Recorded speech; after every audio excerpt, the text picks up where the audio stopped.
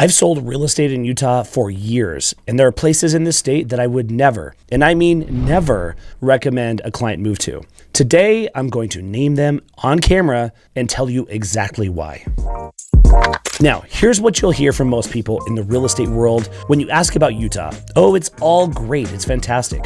The market's booming. The people are friendly. The mountains are stunning. You can't go wrong anywhere that you land. And look, I love this state, but that answer, that is a real estate sales pitch, not honest advice. Every market has weak spots. Every state has places that look beautiful in photos and disappoint you in person. And Utah, as wonderful as it is in so many ways, is absolutely no exception. The truth is, where you choose to plant roots here in Utah will have a massive impact on your air quality, your commute, your property value trajectory, your quality of life, and even your mental health. And a lot of the factors that make certain Utah locations genuinely bad choices, they're not obvious. You won't find them on glossy brochures or a Zillow listing. Now, I've watched clients make expensive mistakes. I've seen families buy homes in areas they didn't fully understand, and within 18 months, they're calling me and asking me, when can we sell this place and move to a different neighborhood? And look, I don't want that to be you.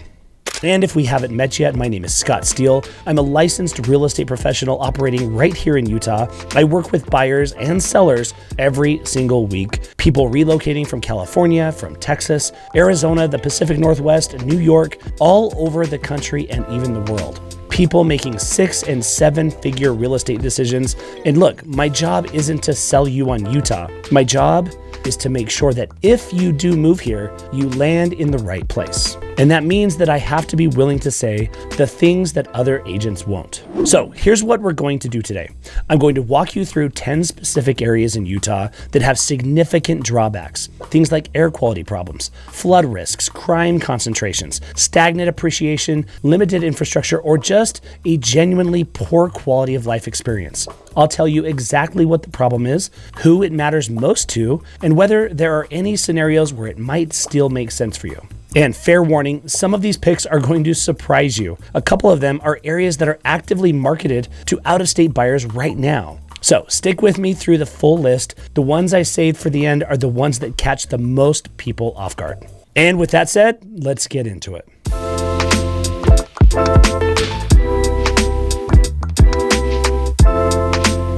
All right, let's start with a name that's going to raise some eyebrows because this is the second largest city in the entire state of Utah, and that is West Valley City. Look, West Valley City, population of around 140,000 people. It sits directly west of Salt Lake City, and it is actively being sold to first-time buyers and out-of-state relocators as an affordable entry point into the Salt Lake City metropolitan area.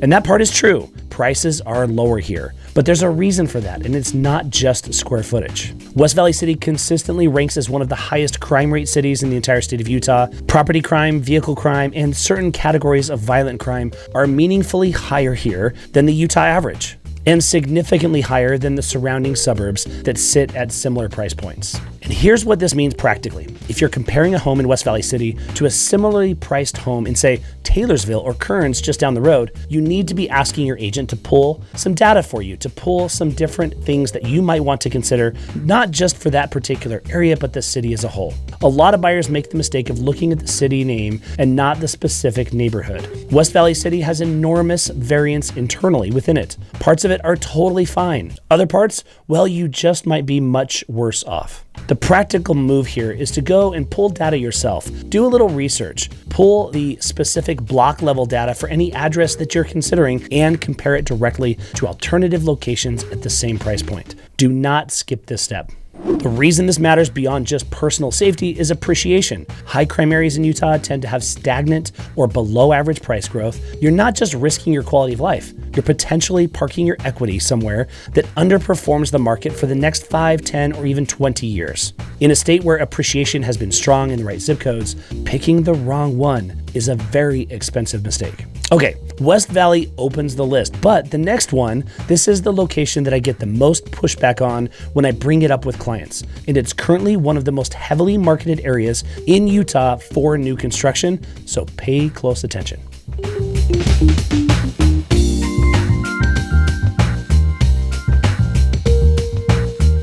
Okay, next up, Eagle Mountain. If you've been researching Utah real estate at all, especially new construction, you have seen this name over and over again. Everywhere.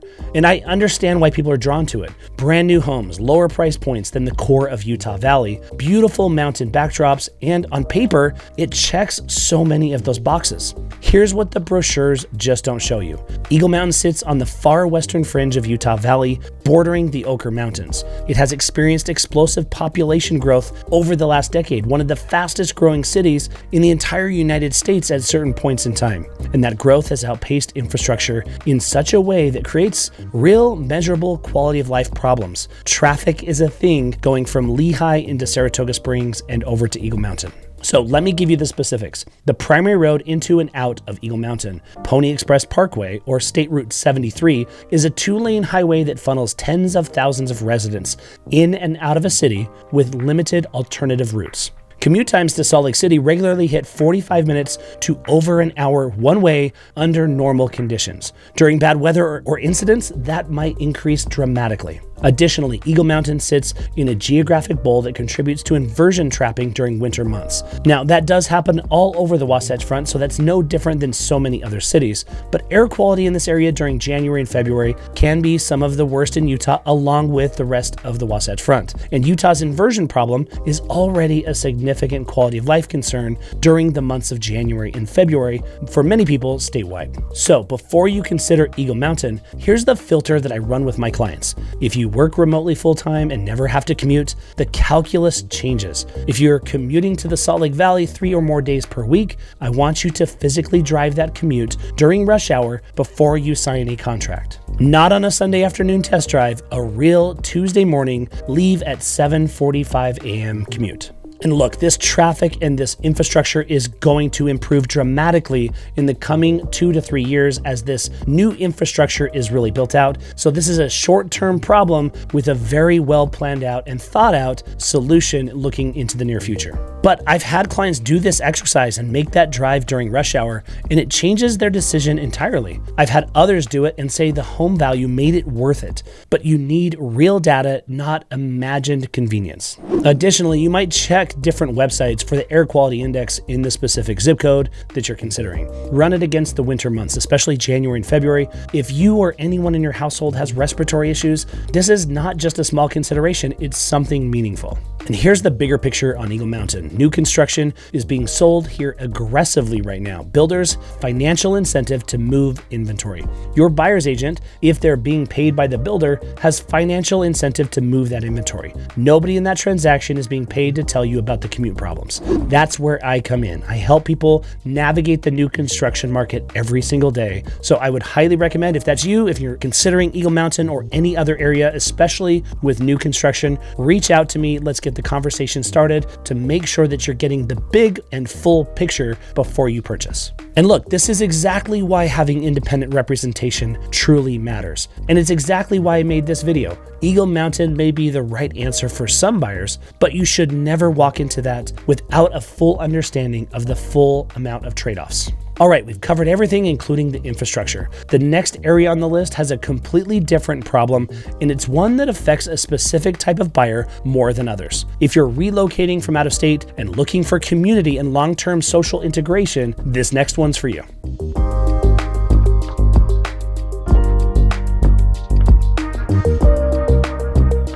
Okay, next up, I'm going to bulk St. George and Washington City together.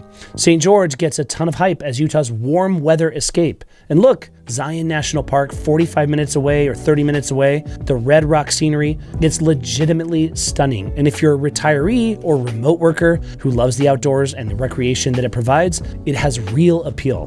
But here's what I see happening with buyers who move to certain parts of the St. George metropolitan area, specifically the outer growth areas around Washington City and the newer development fringes, and it catches people off guard. Southern Utah and St. George in particular has one of the most culturally homogenous populations of any mid-sized city in America. So what does this mean? Well, the LDS Church is deeply woven into that social fabric here. That's not a criticism, it's just a fact. And the social circles can be, well, a little bit more difficult to break into because these communities are so tightly knit. Now look, St. George can feel feel like an immediate community for you if it happens to work out that way. But for others who it doesn't, it could be a little bit of a challenge.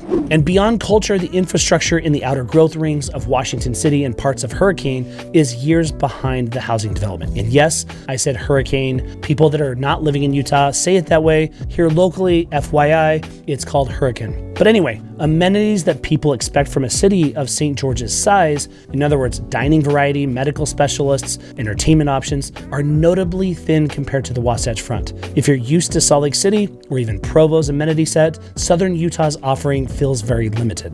So look, the filter here is simple. Spend at least a week, not a vacation week, an actual life simulation week in St. George before you buy there. Go to the grocery stores, drive around on a Tuesday afternoon, try to find the types of restaurants or activities that are part of your regular daily life. Talk to people who aren't trying to sell you real estate. I also always ask clients considering Southern Utah, what does your social life really look like today? And where's it going to come from in St. George? If the answer is, I don't know, that's a red flag worth exploring before you make that commitment. And look, St. George is genuinely wonderful for the right buyer. I don't want to overstate the negatives in any way, shape, or form, but the people I see struggle most with a St. George move are those who bought based on a long weekend visit and the outdoor recreation lifestyle, without realizing how different day-to-day life in a smaller, culturally specific community feels when they're not just on a vacation. Buyer's remorse in St. George is a real phenomenon, and I've watched it happen more times than I'd like. St. George is a lifestyle mismatch for some people, but the next location is a different kind of problem. This one's about geology, and it's about risk that is literally invisible until it isn't.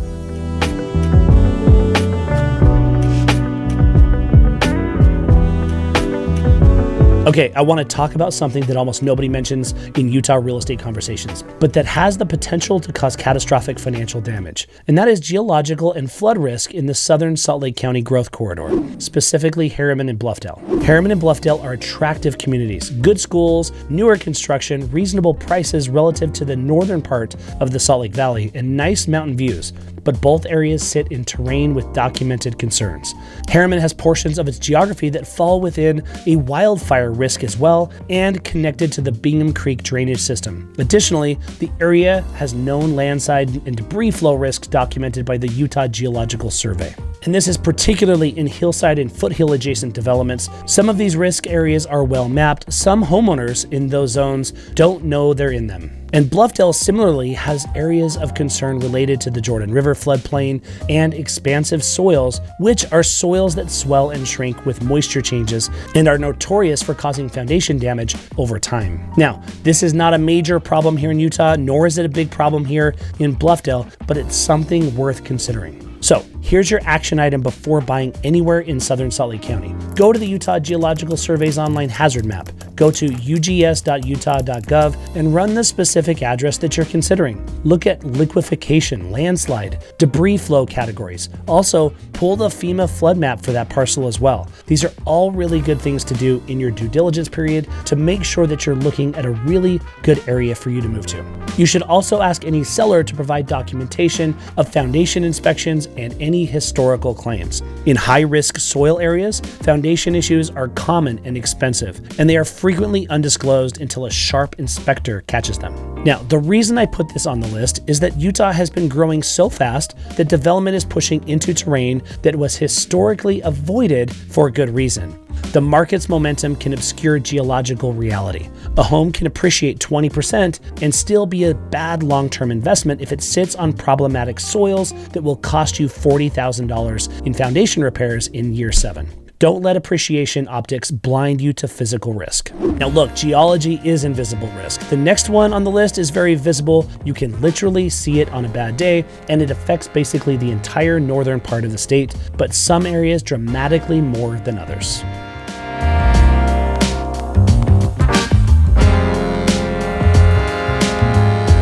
Okay, I'm going to name a specific zone next here because I think it deserves a dedicated conversation. And what I'm talking about is the entire Wasatch Front, this strip of communities along the I-15 corridor in between Provo and Ogden to the north, areas like Saratoga Springs, like Provo, like parts of American Fork, South Jordan, Draper, Salt Lake City, Ogden, Clearfield. I could go on and on and on. These are not the worst communities in Utah. In many ways, they're actually amazing. but they are ground zero for Utah's worst air quality problem that typically hits in January and February. And I don't think most out-of-state buyers understand what that means to live with. Utah sits in a geographic basin surrounded by mountains.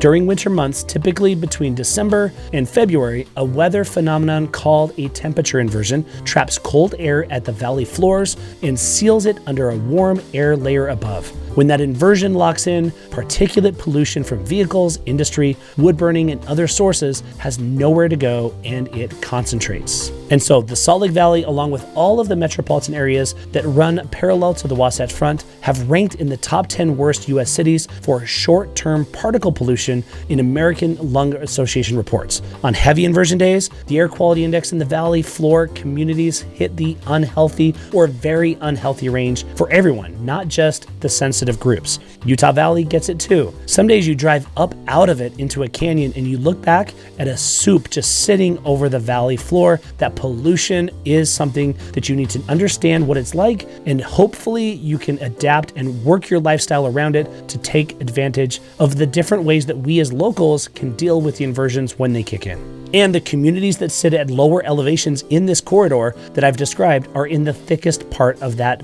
particular inversion problem.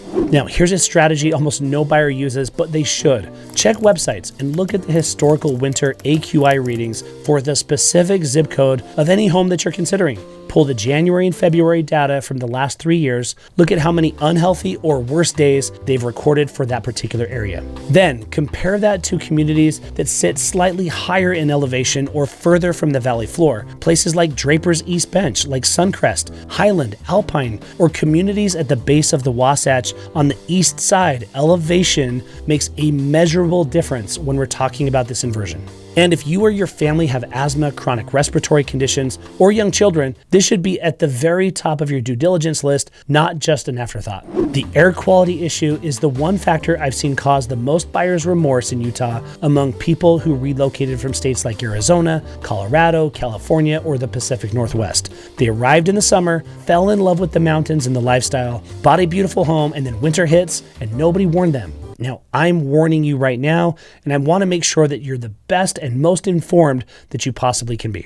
So we've hit crime, infrastructure, lifestyle fit, geology, and air quality. We're halfway through the list, and the ones coming up get into some territory that I think is particularly important for people specifically moving to Utah from out of state. So let's keep things going.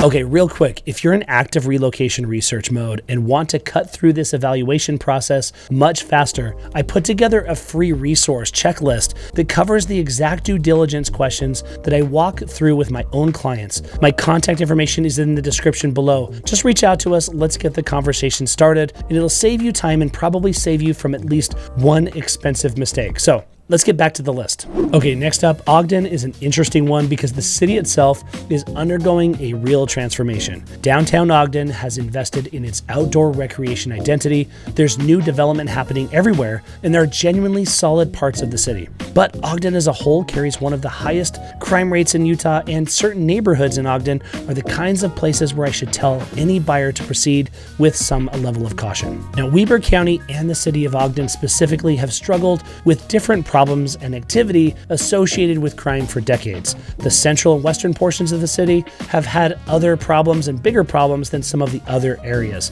There are pockets within the zone that have high property crime rates and assault rates and quality of life issues that persist despite various revitalization efforts. And I want to be precise here because I don't want to write off this entire city. Ogden is charming. It's such a cool little town. East Ogden, the bench areas, and the newer development areas near North Ogden and Pleasant View are completely different stories. These are amazing areas to live. But if you're looking at a price point that lands you in the central or the West Ogden corridor without knowing why those prices are what they are, that might be a little bit of a trap. So do your due diligence. Pull the Ogden City crime map from the Weber County Sheriff's Crime Dashboard before making any any offer on a property in Ogden proper. You want to see incident density within a half-mile radius of the address that you're considering. Cross-reference that with Neighborhood Scout. That's a great way to go. And look, the better question to ask your agent is, what are the streets that serve as the dividing lines between some of the better areas or the more challenging areas? Every experienced Northern Utah agent knows these areas. If your agent can't answer that question, find one who can.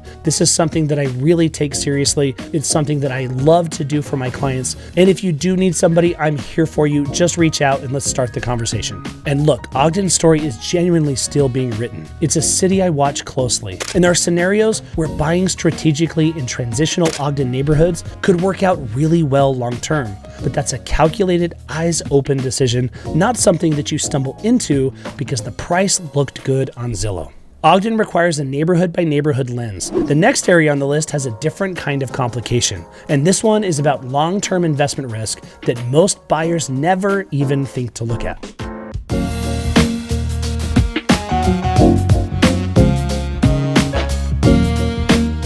Okay, this next one is specifically for anyone who's looking at rural Utah and thought, I could get so much more for the money if I just get a little further from the metropolitan areas. That's totally true. And in some rural Utah markets, that's a really smart play. Right now, I'm talking about Price and Carbon County. This actually hits pretty close to home since I did live in Price from the age of 10 to 15, and I attended middle school and junior high school here. So it's something that maybe I'll get a lot of flack for, but I have to share what is facts when it comes to living in Utah. And look, Price and the bigger, broader area around Carbon County and even Emery County is a market that I flag for a very specific reason. Price is a historical coal and energy extraction community in central Utah. The area has real character, a low cost of living, and beautiful canyon country nearby. But the economic foundation of Carbon County has been in structural decline for decades. Coal employment has shrunk dramatically as energy markets have shifted. The population has even declined in some areas, and when a regional economy contracts like this, local real estate values tend to follow. Now look, this is not a recent development, it's a long-running trend, and it creates a real trap for buyers who move there for the affordability without understanding the affordability exists partly because the demand for housing there is genuinely lower and not necessarily improving. So before buying in any rural Utah market, I'd encourage you to run two quick checks. First, pull the population trend data for that county at census.gov. The 5-year trend is enough. If population is declining,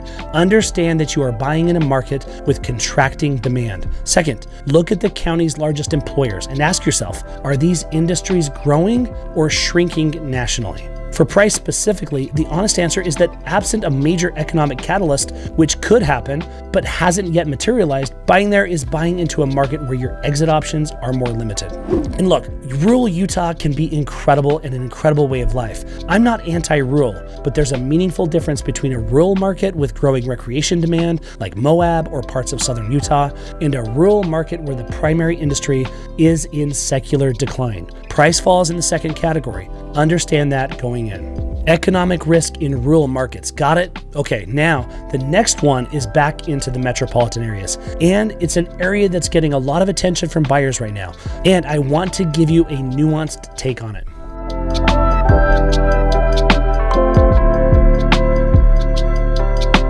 Okay, next, there are neighborhoods in Salt Lake City that are being targeted by investors and marketed to first-time buyers as up and coming. Rose Park and Glendale are two that I see mentioned very frequently. And I want to give you an honest, grounded take because up and coming is one of the most overused phrases in real estate. And it means very little or different things depending on your time horizon.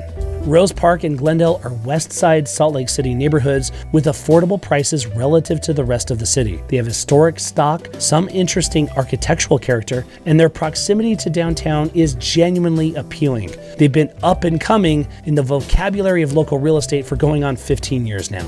Both neighborhoods have elevated crime relative to the Salt Lake City average, and both have struggled with consistent code enforcement and property upkeep issues that create a challenging environment for buyers expecting appreciation on a 3 to 5 year time horizon. Gentrification is a real force in parts of Salt Lake City's west side as well. But it has been slower, more uneven, and more complicated than the up-and-coming narrative suggests. So if you're considering either of these neighborhoods, here's the due diligence that I would run. Look at the 5-year sell price trends by block, not by neighborhood, but by block. Revitalization in these areas trends to be extremely granular. One street can be transforming while the parallel street 2 blocks over is stagnant. Next, talk to people who actually live there, not people selling property there. Go to the neighborhood at night. Visit on a weekend afternoon. Get a feel for the real daily life of that block, not the marketing version of it. I think there are genuine opportunities in Salt Lake's Westside neighborhoods for the right buyer, someone with a patient time horizon, a high tolerance for neighborhood variability, and a realistic understanding of what they're taking on. What I don't want is for someone to buy there because an agent called it up and coming and they pictured Brooklyn in 2005. It's more complicated than that, and you deserve to know that going in. Okay, we're getting close to the end of the list. The final 2 are ones I specifically held for last because I think they're the most important and the most likely to surprise you. Let's get into number 9.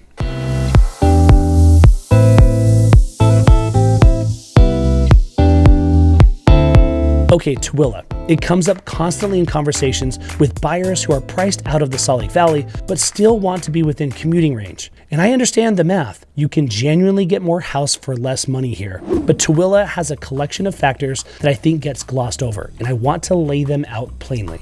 Tooele sits across the Ochre Mountains from the Salt Lake Valley, requiring a mountain pass on Interstate I-80 to access the metropolitan area. And that pass, that highway, can be a bottleneck at times. In winter, it is regularly impacted by snow, ice, wind, or closures. This is not a theoretical inconvenience. It's a real commuting risk that adds both time and weather exposure. Additionally, Tooele sits proximate to the historical, military, and industrial land use. The Tooele Army Depot and Deseret Chemical Depot have left a legacy of land contamination research and environmental monitoring in Tooele County. While most residential areas are not directly affected, the optics and the reality of industrial legacy in the region and the environment is worth understanding as well. Finally, Tooele has limited local employment. Most residents commute, which means if your life circumstances change and remote work goes away, your commute situation gets more difficult. And look, the filter for Tooele is honestly straightforward. Are you remote full-time with no expectation of that changing? If yes, Tooele might pencil out for you. Are you commuting to the Salt Lake Valley 3+ days per week? Drive that pass in January, in the dark, before work, at rush hour, and then decide. I'd also encourage anyone considering Tooele to look at EPA environmental monitoring data for Tooele County and understand what you're looking at. Most of it is benign for residential purposes, but informed buyers make better decisions. And look, Tooele is not a disaster, it's a trade-off. But too many buyers get pitched the price per square foot story without getting the full picture of what they're trading for that price. And I want you to have the full picture.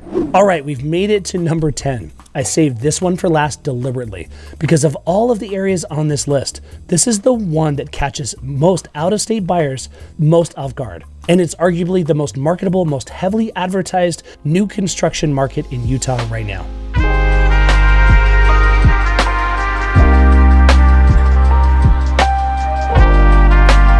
Okay, next up is Vineyard, Utah, or Utah City. If you've been researching Utah Valley at all, you've seen the name attached to glossy new construction developments, rooftop amenity renderings, and lakefront lifestyle marketing. It is being sold aggressively, and it is genuinely visually appealing. So why is it on this list? Well, let me show you what's underneath the surface. Vineyard sits on the eastern shore of Utah Lake, which sounds idyllic until you understand what Utah Lake actually is and in its current state. Utah Lake has persistent water quality challenges. It has experienced repeated harmful algae bloom events, including other blooms, but that results in the lake being closed to recreation for weeks or even months at a time during the late summer months. The smell from these events can be significant and reaches lakeside communities as well. The aesthetic and recreational premise of lakefront living here has a massive asterisk attached to it. Additionally, Vineyard is among the fastest growing cities in America. Infrastructure, roads, schools, municipal services